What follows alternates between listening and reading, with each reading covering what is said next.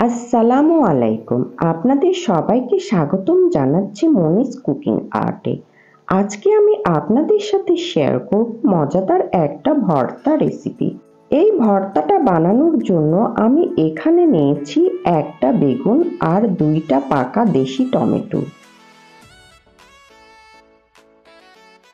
এখন আমি এগুলো কেটে নিব। আমি টমেটো আর বেগুন এভাবে কেটে নিয়েছি।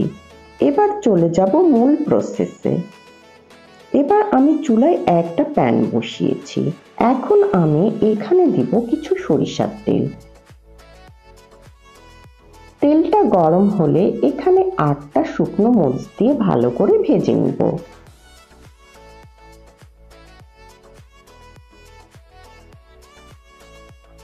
শুকনো মরিচগুলো যখন একটু ফুলো ফুলো হবে আর গায়ে কালচে ভাব আসবে তখন আমি এগুলো তুলে নিব। এবার আমি একই প্যানে আরো কিছুটা সরিষার তেল দিব। তেলটা গরম হলে আমি টমেটো আর বেগুনের টুকরোগুলো এখানে দিয়ে দিব।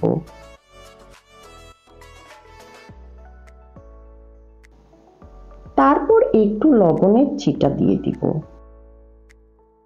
আমি কয়েকটা খোসা ছাড়ানো রসুনের কোয়াও এর সাথে দিব।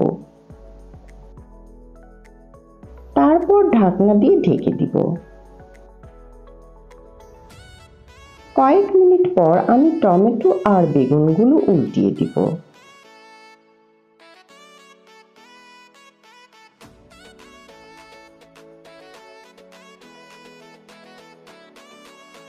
তারপর আবারও ঢাকনা দিয়ে ঢেকে দিব।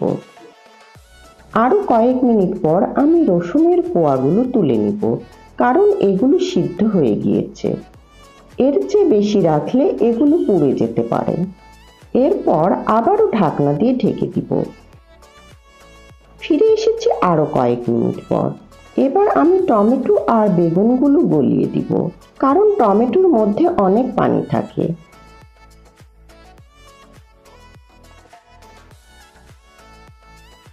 এভাবে আমি টমেটো আর বেগুনে যে অতিরিক্ত পানি থাকে সেটা শুকিয়ে নিব। কয়েক মিনিট নেড়েচেড়ে জাল করার পর টমেটো আর বেগুনের অতিরিক্ত পানি শুকিয়ে গিয়েছে।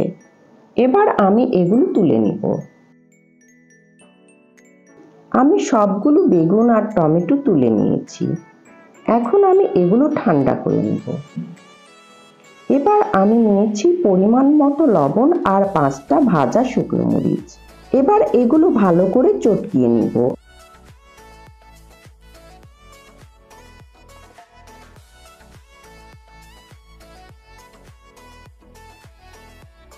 আমি মরিচগুলো চটকিয়ে নিয়েছি। এখন এর সাথে দেব ভেজে নেওয়া রসুনের কোয়া আর কিছু পেঁয়াজ কুচি। চাইলে আপনারা পেঁয়াজ কুচিটাকে হালকা করে ভেজেও নিতে পারেন।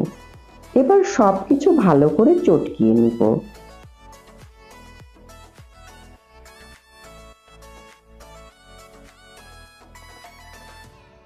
তারপর এখানে কিছু সরিষার তেল দিয়ে ভালো করে মাখিয়ে নিব। সবশেষে এখানে দিব কিছু ধনেপাতা কুচি।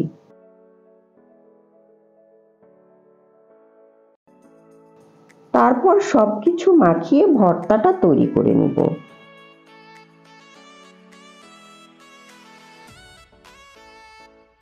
আমার মজাদার টমেটো বেগুন ভর্তা তৈরি হয়ে গিয়েছে। এটা গরম ভাতের সাথে খেতে ভীষণ ভালো লাগে।